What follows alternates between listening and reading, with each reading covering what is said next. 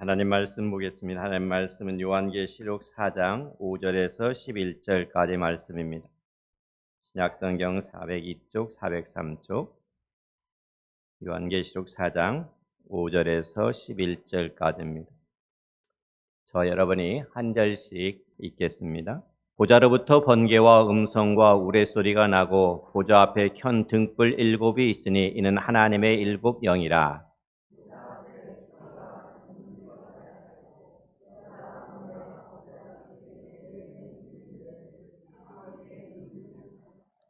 그 첫째 생물은 사자 같고 그 둘째 생물은 송아지 같고 그 셋째 생물은 얼굴이 사람 같고 그 넷째 생물은 날아가는 독수리 같은데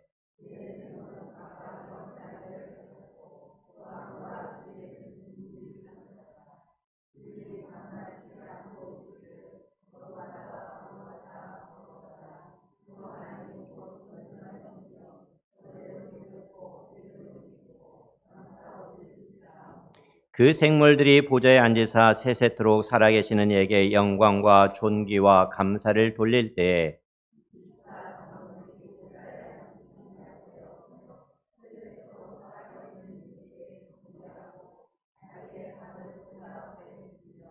같이요.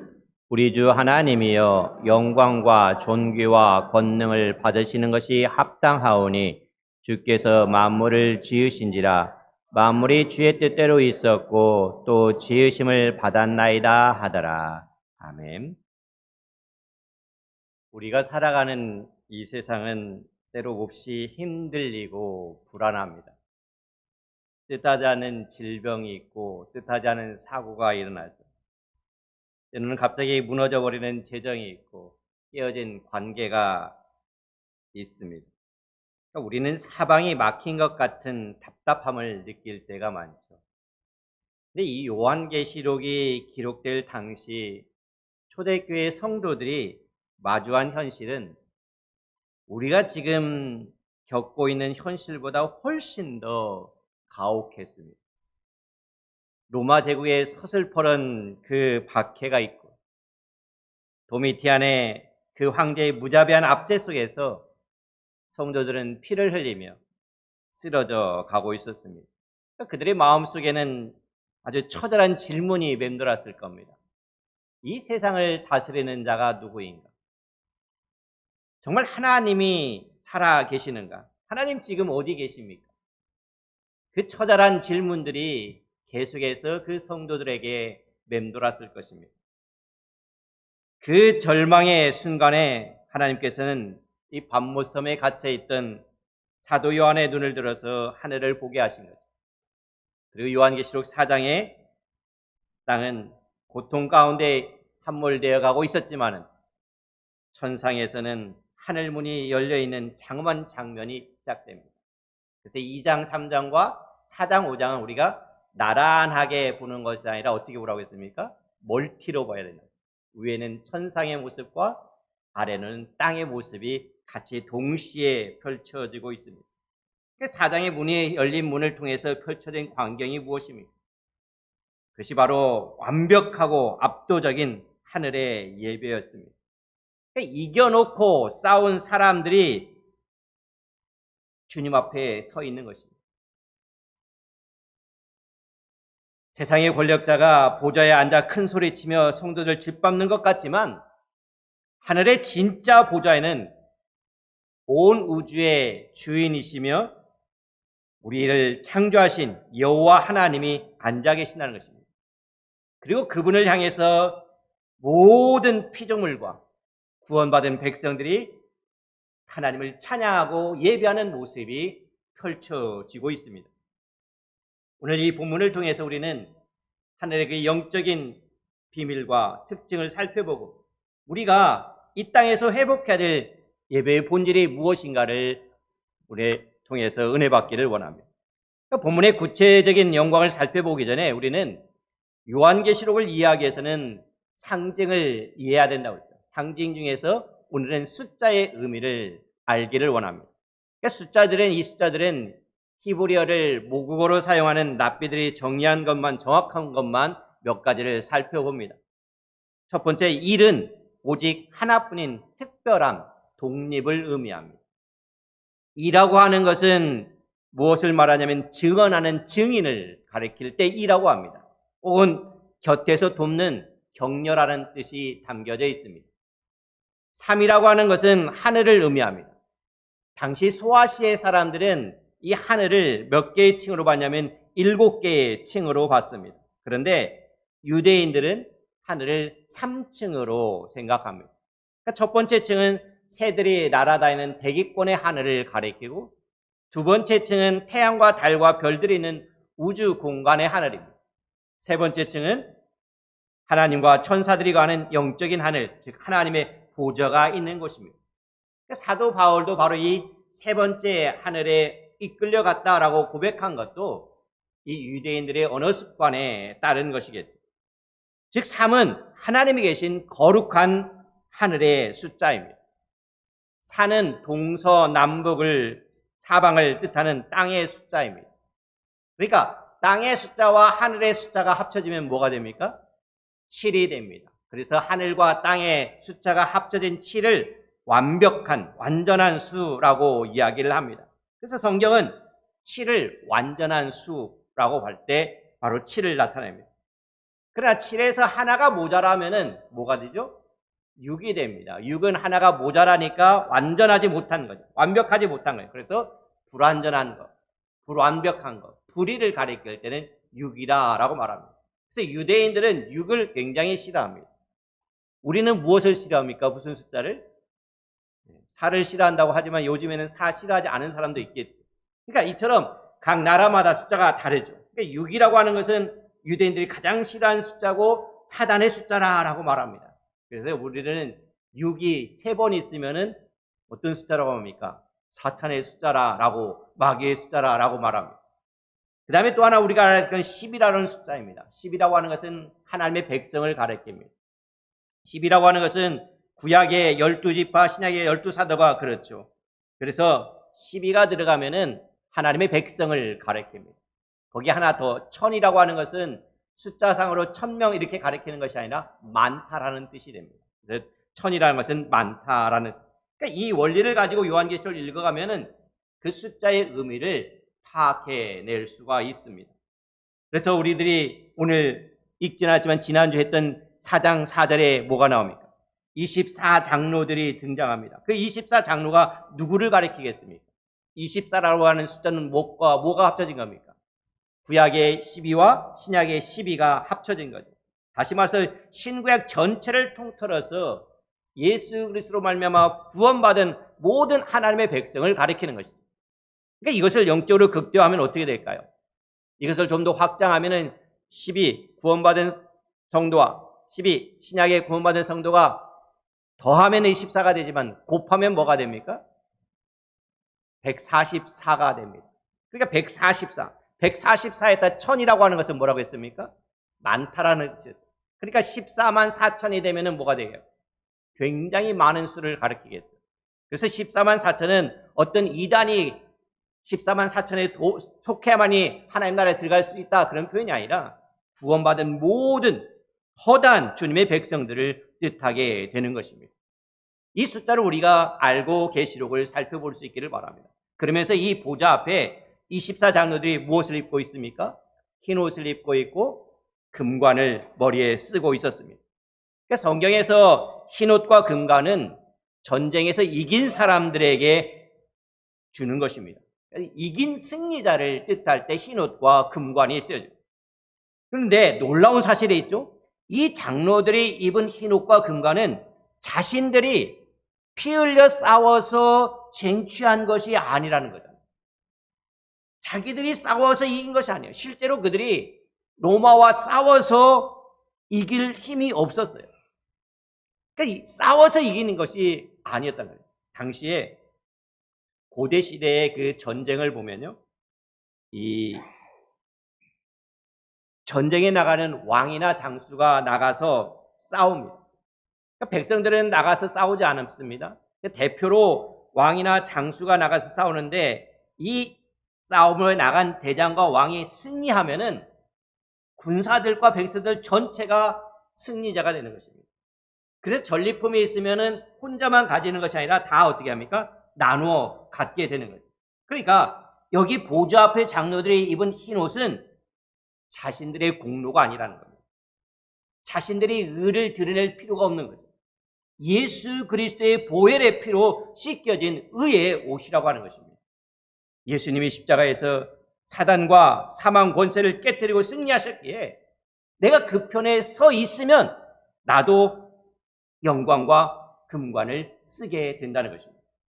박해 속에서 죽어가던 성도들에게 이보다 더 큰 위로가 어디가 있겠습니까? 땅에서는 패배자 같으나 하늘의 관점에서 보면은 이미 어린 양의 공로로 승리한 왕 같은 존재됨을 보여주고 있는 것입니다.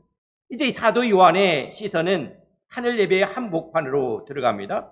오늘 본문 5절 상반절을 한번 보겠습니다. 뭐라고 써있냐면은 보좌로부터 번개와 음성과 우레소리가 나고라고 말합니다. 그러니까 이 표현은 이 계시록에만 등장하는 것이 결코 아닙니다. 이것은 언제 나타나냐면 이미 출애굽기 19장 16절에 보여지고 있습니다. 하나님이 시내산에서 강림하실 때에 아침에 뭐가 나옵니까? 우레와 번개와 빽빽한 구름이 산 위에 있고 나팔 소리가 크게 울려 진중에 있는 모든 백성이 두려워 떨었더라라고 말합니다. 다시 말해서 구약 성경에 보면은 이 표현은 하나님이 친히 나타나실 때 사용된 표현들이었습니다. 그러니까 지금 요한은 무엇을 봅니까? 시내산에서 임했던 그 엄위하시고 거룩하신 하나님의 영광스러운 임재를 똑같이 하늘의 문이 열린 것을 보고 그 모습을 경험하고 있는 것입니다. 이 광경이 우리들에게 가르쳐주는 것이 무엇이겠습니까? 하늘의 예배는 결코 가볍게 즐기는 오락이나 인간의 지루함을 달래주는 문화 행사가 결코 아니라는 것입니다. 예배는 온 우주의 주권자이신 하나님의 거룩함과 두려운 어미 앞에 우리들이 무릎 꿇는 것입니다.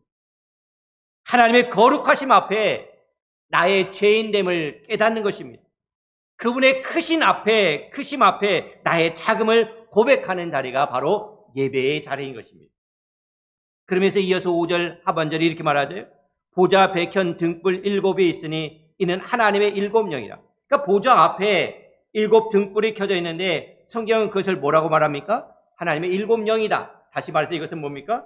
성령님을 직접 해석해 주고 있습니다. 근데 이것도 역시 구약 스가랴 4장 1절부터 6절에 보면은 이 내용이 등장합니다. 선지자 스가랴가 순금 등잔대와 7 등잔을 보고 이것이 무엇인지 천사에게 물어봅니다. 그럴 때 아주 우리가 잘 알고 있는 말씀이 있습니다. 이는 힘으로 되지 아니하며 능력으로 되지 아니하고 오직 나의 영으로 되느니라 라고 말하고 있습니다. 그러니까 그것이 무엇을 가리키냐라고 물어봤을 때 하나님께서는 나의 영, 곧 성령이다 라고 이야기를 해주고 있습니다. 순금 등대에 흘러 들어가는 기름과 그 불빛은 세상을 통치하시고 성전을 재건하시는 성령의 역사를 상징함을 보여주고 있습니다. 그것이 요한계시록에 와서는 어떻게 됩니까? 그러니까 요한계시록은 이 스가랴의 환상을 가져와서 보좌 앞에 성령의 완전하신 등불이 켜져 있음을 보여주고 있습니다. 이 세상의 역사와 구원의 경영은 성부 하나님 홀로 하시는 것이 결코 아닙니다. 성자 예수님 혼자 하시는 것도 아닙니다. 천지 창조의 순간부터 수면 위에 운행하셨던 하나님의 영 성령께서도 함께 하시는 것입니다. 성삼위 하나님께서 완벽하게 땅을 감찰하시고 구원의 계획을 펼쳐가심을 보여주고 있는 것입니다. 그 온전하신 성령의 영광스러운 빛이 지금 예배의 자리에 가득히 운행하고 있다는 것입니다. 오늘 우리들도 성령의 그 운행이 임하기를 바라는 것입니다. 그러면서 요한의 시선은 보좌 앞에 있는 또 다른 신비로운 존재들로 향합니다. 6절 하반절에 보니까 보좌 가운데 주에 무엇이 나옵니까?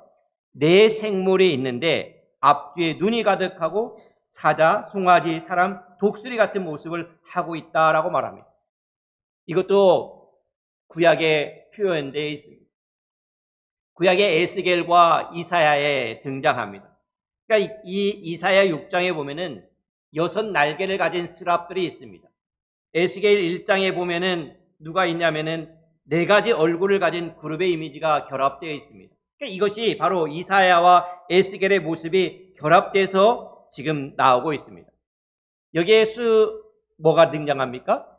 생물, 몇 개의 생물이죠? 4개의 생물. 사라고 하는 것은 어떤 수라고 말했습니까? 땅의 수를 했잖아요. 땅의 수. 그러니까 땅에 있는 생물들, 땅의 숫자가 이 4생물은 하나님이 주신 모든 피조물 계통의 대표자들을 상징하고 있는 것입니다.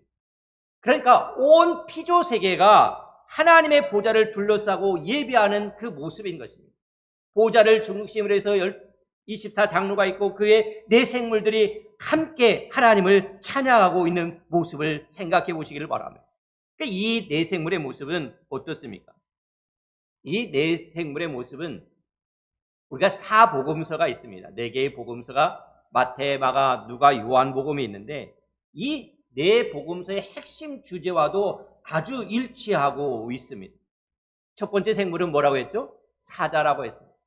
사자는 모든 짐승 중에 용맹스러운 짐승입니다. 그런데 이는 죄악을 찢고 승리하시며 주권을 행동하시는 전능하신 하나님의 왕권을 드러내고 있는 것입니다. 그러니까 이 마태복음에서는 어떻습니까? 마태복음에서는 이 다윗의 왕의 족보로 시작하여서 이 땅에 왕으로 오신 예수 그리스도의 권세를 선포합니다. 그래서 보통 이 마태복음을 사자복음이다라고 이야기를 하고 있습니다. 왕의 위엄을 드러내는 거예요. 두 번째 생물은 송아지 같다라고 했습니다. 송아지 같다는 것은 송아지는 어떤 겁니까? 인간을 위해서 묵묵히 밭을 갈고 마지막에는 결국 어떻게 합니까? 자신을 제물로 내어줍니다. 희생과 섬김의 대표적인 가축이죠. 그러니까 복음서에 보면은 뭐에 비유하냐면 마가복음에 비유하고 있습니다. 그러니까 마가복음에는 족보도 없이 곧바로 예수 그리스도의 사역이 시작합니다. 인자가 온 것은 섬김을 받으려 함이 아니라 도리어 섬기려 하고 자기 목숨을 많은 사람의 대속물로 주려 함이라 라고 말하고 있습니다. 그러니까 종으로 오신 예수님께 초점을 맞추고 있기 때문에 마가복음을 송아지복음이다 라고 이야기를 합니다. 세 번째 생물은 얼굴이 사람 같다라고 말하고 있습니다. 사람은 하나님의 형상대로 지음받은 피조물 중에 가장 지혜롭고 이상적인 존재입니다. 그러니까 이것은 하나님의 완전한 지혜를 상징합니다. 그러니까 복음서 중에는 누가복음이 사람 복음입니다. 그래서 인자라는 말이 굉장합니다. 인자로 오셔서 잃어버린 자를 찾아 구원하시는 가장 인간적이면서 완전한 지혜를 가지신 메시아를 강조하기 때문에 누가복음을 가리켜서 사람 복음이다라고 이야기를 합니다. 또한 넷째 생물은 날아가는 독수리 같다라고 말합니다. 독수리는 하늘을 향해서 비상합니다.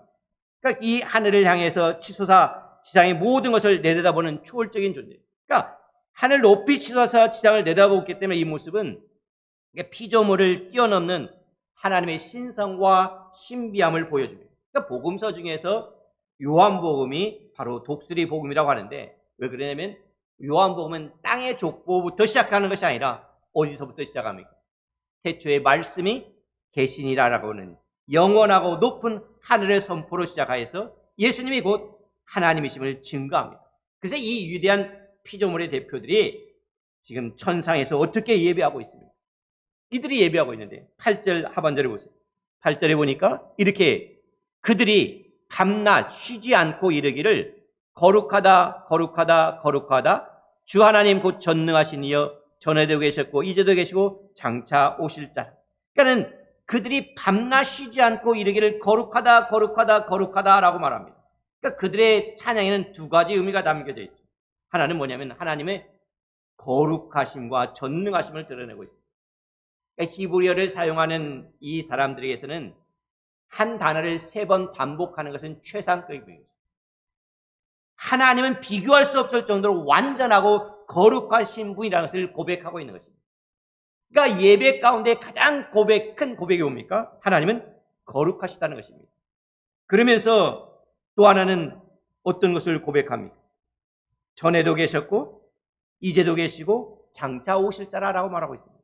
이것은 무엇을 말하겠습니까? 하나님은 영원하시다는 것입니다. 이 고백은 역사의 진짜 주관자가 누구냐? 지금 보좌에서 거들먹거리는 로마 황제 도미티아누스가 아니라 영원 전부터 영원까지 살아계셔서 마침내 승리하러 오실 여호와 하나님 한 분뿐임을 선포하며 외치는 고백인 것입니다. 여러분, 하나님의 나라 하늘의 예배는요, 감정적인 흥분이나 분위기에 취하는 것이 아닙니다. 하나님이 누구신지, 그분의 성품과 속성을 정확하게 알고 그 진리에 정직하게 반응하여서 믿고 그 들은 말씀대로 사는 것이 참된 예배인 것입니다. 그들이 어떻게 합니까? 밤낮 쉬지 않고 하나님을 찬양했습니다. 밤낮 쉬지 않고 찬양했다는 것은 뭘 말합니까?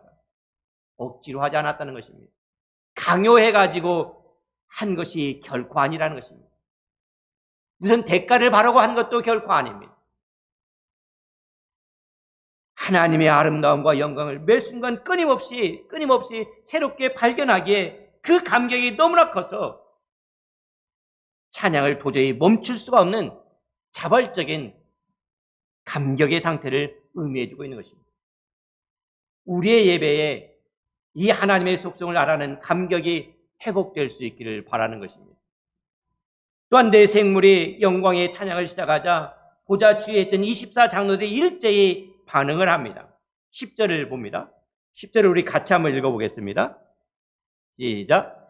24장로들이 보좌에 앉으신 이 앞에 엎드려 세세토록 살아계시는 이에게 경배하고 자기의 관을 보좌 앞에 드리며 이르되, 여기 보면은 정말 예배의 가장 정점이 나옵니다. 구원받은 성도들 대표하는 24장로들이 보좌 앞에 엎드려 자기의 관을 어떻게 합니까? 보좌 앞에 드립니다. 이 관은 지난주에 뭐라고 했죠? 헬라어로 기억하십니까? 스테파노스라고 했어요. 스테파노스라고 하는 어떤 거였습니까? 자기가 믿음의 선한 싸움을 싸우고 믿음을 끝까지 지켜서 받은 관이라고 했잖아요. 그런데 이 관을 장로들이 이 땅에서 믿음의 선한 싸움을 싸우고 로마의 칼날 앞에서 신앙을 끝까지 지켜내 마침내 얻은 고귀한 승리의 이 멸관인데, 그들이 하늘 보좌 앞에 나아가서 하나님의 영광을 딱 대면하는 순간 어떻게 합니까? 그것을 다 내놓습니다. 무엇을 깨달았겠습니까?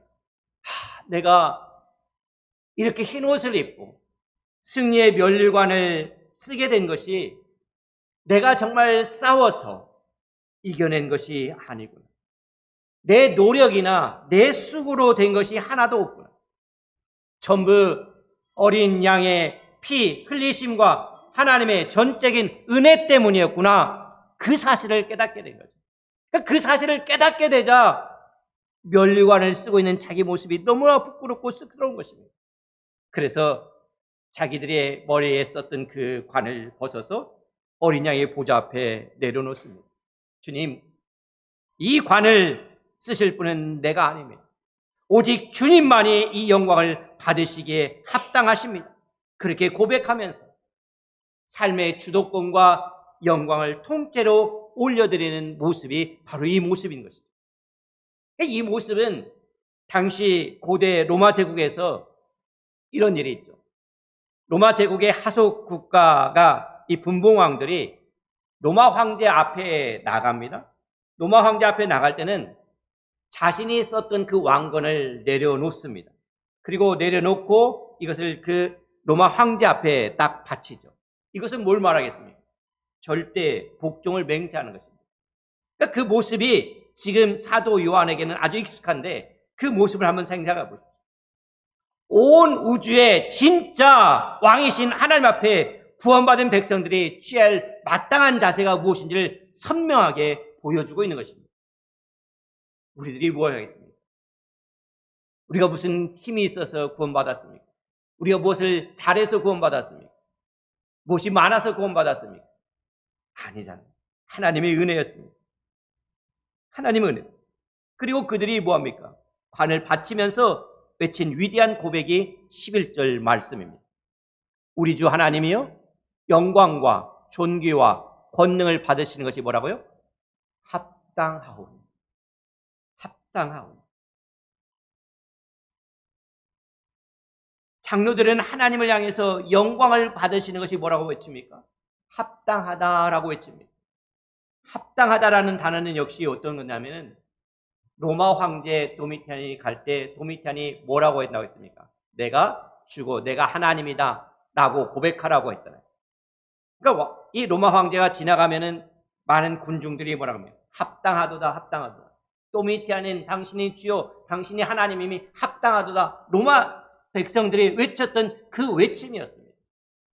그런데 지금 이 말이 어디에 들어오고 있습니까? 오직 천지를 창조하시고 만물을 주의 뜻대로 존재하게 하신 만유의 여호와 하나님의 이 고백을 받으셔야 된다는 거예요. 그러니까 장로들이 뭡니까?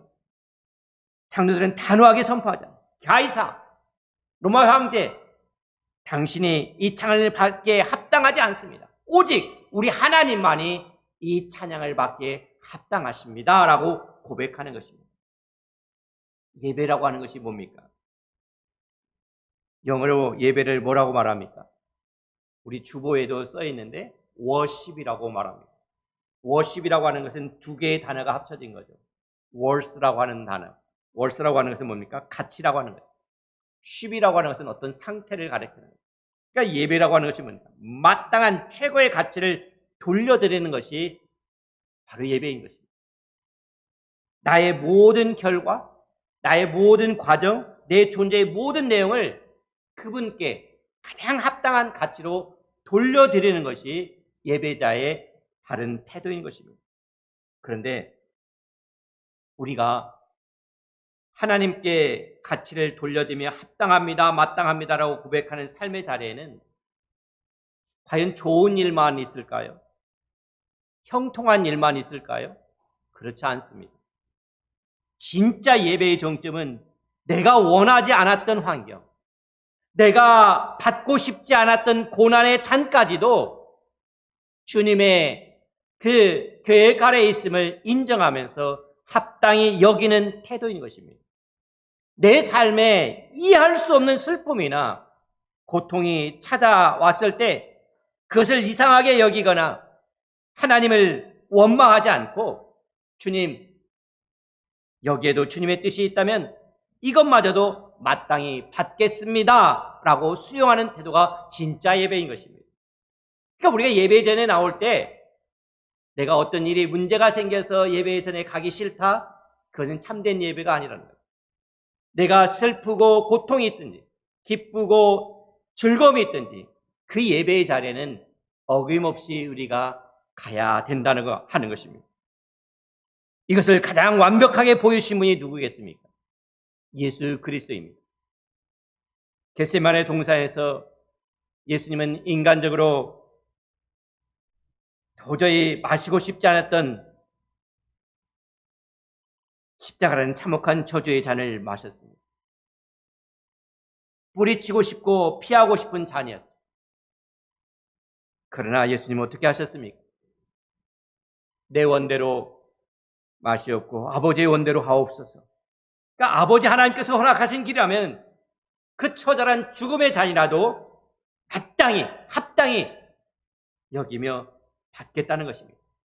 그렇게 하나님 아버지께 최고의 가치를 돌려드리는 것, 그것이 바로 진정한 예배가 되는 것입니다. 이 천상의 풍경을 보니까 어떻습니까? 24장로들은 이 모든 구원의 비밀과 하나님의 완벽한 경륜을 하늘에 다 보았던 것입니다. 그러니까 지금 땅에서는 어떤 일이 일어나고 있습니까? 땅에서는 백성들이, 성도들이 고난과 눈물과 감옥에 갇히고 사자밥이 되던 그 모든 고달픈 순간들이 보였습니다. 그런데 하늘의 성취를 이루기 위한 하나님의 선하시고 완전한 계획을 깨닫는 그 순간에 그들은 승리의 관을, 기쁨으로 관을 내어 드리는 것입니다. 주님이 하신 모든 일이 다 옳았고 합당합니다 라고 고백하면서 예배의 절정을 이루고 있는 모습이 사장의 모습인 것입니다.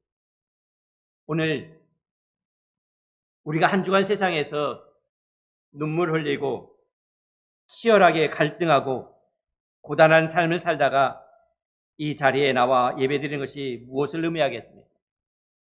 바로 내가 한 주간 겪었던 그 모든 희노애락과 인생의 발걸음이 신실하신 하나님의 주권과 뜻 안에 있었음을 인정하며 그분께 마땅히 합당하게 주님이 옳습니다라고 가치를 돌려드리는 시간이 바로 이 시간이 되는 것입니다. 하늘의 예배를 보십시오. 사도 요한이 바라봤던 그 찬란한 하늘의 예배는 우리가 먼 미래에 죽어서나 보게 될 먼 나라의 이야기가 결코 아니지 않습니다. 땅에서는 고통과 고난이 있지만 지상에서는 그렇지만 천상에서는 하늘에서는 바로 이 장면이 펼쳐지고 있다는 것입니다. 우리가 먼 미래에 죽어서나 보게 될 이야기가 아닙니다. 지금 이 순간에도 하늘 성소에서 끊임없이 드려지고 있는 엄연한 영적 현실인 것입니다. 당시 로마의 박해 속에서 이름 없이 죽어가던 성도들은 요한이 전해진 이 하늘 예배의 환상을 전해 듣고 다시 일어설 힘을 얻게 된 것입니다. 땅의 관점으로 보면 자신들은 얼마나 초라합니까? 카타콤에 숨어서 지내는 도망자 신세에 불과했습니다. 누구도 거들떠보지 않는 그러한 초라한 삶이었습니다. 그러나 하늘 문을 열고 영적 현실을 보니까 자신들이 이미 그리스도의 승리에 동참하여 흰 옷을 입고 하늘 보좌 앞에서 면류관을 바치는 세상이 감당치 못할 영광스러운 존재들이었음을 알게 되는 것입니다. 그리고 세상을 다 가진 것처럼 호령하는 로마 황제는 영원하신 창조주 하나님 앞에 심판받아 사라질 것임을 한낱 피조물에 불과하다는 진리를 깨닫게 된 것입니다. 그들은 이 하늘의 예배를 바라보며 죽음의 공포를 이겨내었습니다. 끝까지 그 신앙을 지켜내었습니다. 오늘을 살아가는 우리도 마찬가지입니다. 질병이나 사고로 낙심하고 계십니까? 물질의 위기로 밤잠을 설치고 계십니까? 억울한 인간관계 때문에 가슴을 치고 있습니까? 눈을 들어 하늘 문을 보시기를 바랍니다. 온 우주의 영원한 통치자이신 우리 아버지가 여전히 보좌에 굳건히 앉아 계십니다. 그 누구도 그 보좌를 흔들 수가 없습니다. 우리가 매주일 지상에서 드리는 예배는 단순히 우리가 순서에 따라 앉았다 있다, 앉았다 일어났다, 앉았다 있다 가는 시간이 아니라 믿음의 눈을 들어서 그 거룩한 하늘 예배에 실제로 동참하는 영광스러운 시간이 되는 것입니다. 그러므로 이 예배의 자리에는 이 예배의 자리에서 우리가 세 가지를 결단할 수 있기를 바랍니다. 하나는 예배의 진짜 대상을 기억하라는 것입니다. 예배는 내 기분을 좋게 만들거나 위로받기 위해 오는 자리가 아닙니다. 예배는 온 우주를 창조하신 하나님의 거룩하심과 영원하심을 기억하고 그분의 이름에 걸맞는 영광을 돌리는 자리가 예배의 자리인 것입니다. 또한 두 번째로는 나의 면류관을 내려놓으라는 것입니다. 내가 세상에서 이룬 잘난 성취, 내 자존심, 내 고집, 내 삶의 주도권을 주님 보좌 앞에 다 내려놓으라는 것입니다. 하나님, 내가 이만큼 살게 된 것, 내가 이만큼 이룬 것 다 내 공로가 아니라 하나님의 은혜입니다 고백하며 하나님만이 나의 왕임을 높여드리는 것이 우리의 태도가 될 것입니다. 세 번째로는 내 뜻대로 되지 않는 삶의 고난까지도 합당히 여기는 것입니다. 기쁘고 형통한 일뿐만 아니라 내 뜻대로 되지 않은 고단한 환경, 원치 않는 잔을 마셔야 하는 순간에도 하나님의 선하신 계획이 숨어 있음을 믿으시기를 바랍니다. 그리고 또한 합당하게 여기시기를 바랍니다. 그것이 진짜 예배자가 취해야 될 태도인 것입니다. 그럴 때 우리의 매일의 일상은 하나님이 기뻐하시는 거룩한 산 제사가 될 것입니다. 세상은 어떻습니까? 아무리 세상이 흉흉하고 흔들려도 하나님의 보좌는 영원합니다. 그분을 향한 찬양은 멈추지 않습니다. 그분의 영원한 보좌 앞에 예배자로 부름받은 이 위대한 특권을 놓치지 마시기를 바랍니다. 그것을 꼭 기억하시기를 바랍니다. 그래서 이 한 주간도 세상의 유혹 앞에 기죽지 말고 당당하게 오직 여호와 하나님만을 내 삶의 유일한 왕으로 모시고 승리하는 모든 성도들이 되시기를 주님의 이름으로 간절히 축원합니다. 기도하겠습니다. 우리의 창조자가 되시며 역사의 주관자가 되신 하나님 아버지, 세상의 거센 풍파 속에서 사방이 막혀 낙심하던 우리에게 오늘 말씀을 통해 하늘의 문을 열어주시고 영광스러운 보좌의 예배를 바라보게 하심에 감사드립니다. 세상의 물질과 권력이 왕노릇하는 것 같은 이 암담한 시대 속에서 진짜 주인은 오직 살아계신 하나님 한 분뿐임을 믿음으로 선포하게 하여 주시옵소서. 우리가 드리는 예배가 내 감정의 만족을 구하는 가벼운 자리가 되지 않게 하시고 하나님의 두려운 어미함 앞에 압도되는 자리가 될 수 있도록 인도하여 주시옵소서. 내 힘으로 얻었다고 착각했던 세상의 모든 면류관을 주님의 보좌 앞에 기꺼이 내려놓게 하시고 우리의 삶에 이해할 수 없는 고난과 슬픔이 찾아올 때조차도 하나님의 선하신 주권을 신뢰하며 이 또한 합당합니다 고백할 수 있는 깊은 예배의 자리로 나아갈 수 있도록 도와주시옵소서. 그래서 이 주일의 예배가 삶의 예배로 이어지게 하시고 세상 앞에 당당한 하늘의 예배자로 살아갈 수 있도록 도와주시옵소서. 우리를 의롭다고 하시고 승자로 삼아주신 우리 주 예수 그리스도의 이름으로 간절히 기도하옵나이다. 아멘. 지금은 신앙과 생활의 모범인 되신 예수 그리스도의 은혜와 인간의 행복을 위하여 규례와 법들을 허락하신 하나님의 극진하신 사랑과 말씀에 대한 깨달음과 실천할 수 있는 능력을 부여주시는 성령님의 감동 감화하심이 오늘 또 하늘 문을 열고 하늘의 예배를 보며 감격하여 마땅하도다 마땅하다로 고백하며 예배하는 모든 성도들과 그들의 가정과 그들의 사업터 위에 지금부터 영원히 함께 하시기를 우리 구주 예수 그리스도의 이름으로 간절히 축원하옵나이다. 아멘.